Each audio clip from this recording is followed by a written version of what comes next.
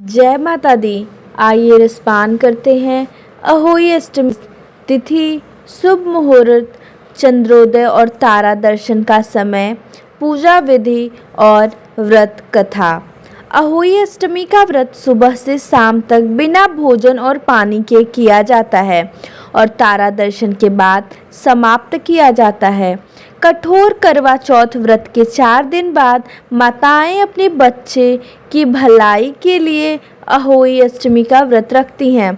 करवा चौथ व्रत की तरह अहोई अष्टमी का व्रत सुबह से शाम तक भोजन और पानी के बिना किया जाता है। इसका निष्कर्ष आकाश में तारे देखने के बाद निकाला जाता है। कुछ परिवारों में चंद्रमा के दर्शन के बाद व्रत खोला जाता है। यह त्यौहार दिवाली से लगभग 8 दिन पहले आता है और उत्तर भारत में बहुत उत्साह और उमंग के साथ मनाया जाता है। पहले जहां अहोई अष्टमी का व्रत बेटों की लंबी उम्र और खुशहाली के लिए रखा जाता था, वहीं आधुनिक समय में इसे बेटे और बेटी दोनों के लिए रखा जाता है। इस दिन देवी अहोई अष्टमी भगवती देवी पार्वती के अवतार की पूजा की जाती है और बच्चों की भलाई के लिए उनका आशीर्वाद मांगा जाता है। अहोई अष्टमी के दिन माताएं सुबह सूर्योदय से पहले उठती हैं और व्रत शुरू करने से पहले भोजन करती हैं, जो तारे या चंद्रमा के दर्शन तक चलता है। अहोई अष्टमी भगवती की आरती और पूजा के बाद महिलाएं पानी की एक बूंद या भोजन का सेवन किए बिना दिन भर उपवास रखती हैं। तो आइए जानते हैं अहोई अष्टमी की तिथि। अहोई अष्टमी का व्रत हिंदू कैलेंडर आश्विन महीने की अष्टमी तिथि या 8वें दिन मनाया जाता है। अहोई अष्टमी कार्तिक माह कृष्ण पक्ष की अष्टमी तिथि का आरंभ 24 अक्टूबर को सुबह 1:18 पर होगा और अगले दिन 25 अक्टूबर को सुबह 1:58 पर समाप्त होगी। इसलिए उदया तिथि के अनुसार 24 अक्टूबर को ही अहोई अष्टमी का व्रत रखा जाएगा।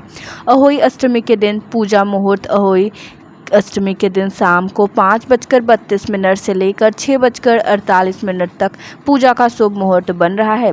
तारों को निकलने का समय जो कि 5:56 पर है। तो आइए जानते हैं अहोई अष्टमी पूजा विधि और पूजा सामग्री। अहोई अष्टमी पूजा के लिए लोग पारंपरिक रूप से घर की दीवार पर लाल रंग के अहोई भगवती माता का चित्र बनाते हैं। वैकल्पिक रूप से देवी की मूर्ति या तस्वीर को पूजा क्षेत्र या मंदिर में भी रखा जा सकता है। अहोई माता को कपड़े के टुकड़े पर कढ़ाई करके दीवार पर लटका भी सकते हैं। मूर्ति या तस्वीर के आसपास चांद, सूरज, तारे, तुलसी आदि के चिन्ह रखे जाते हैं। पूजा के बाद अहोई व्रत कथा पढ़ी जाती है और प्रसाद वितरित किया जाता है। अहोई माता की छवि में अष्टकोष्ठक या 8 कोने होने चाहिए और छवि में छोटे बच्चे और एक शेर शामिल होना चाहिए। पूजा स्थल पर जल से भरा कलश और करवा भी रखा जाता है। पूजा के लिए अहोई माता को रोली, कुमकुम, मौली, चंदन, चांदी के दानों से बनी माला चढ़ाई जाती है। अनाज का प्रसाद और पूड़ी, हलवा और चने का प्रसाद चढ़ाया जाता है। खाने की चीज़ें संख्या में 8 होनी चाहिए। तो आइए रसपान करते हैं अहोई अष्टमी व्रत कथा का। बहुत समय पहले घने जंगल में स्थित एक घर में एक महिला रहती थी जिसके 7 बेटे थे।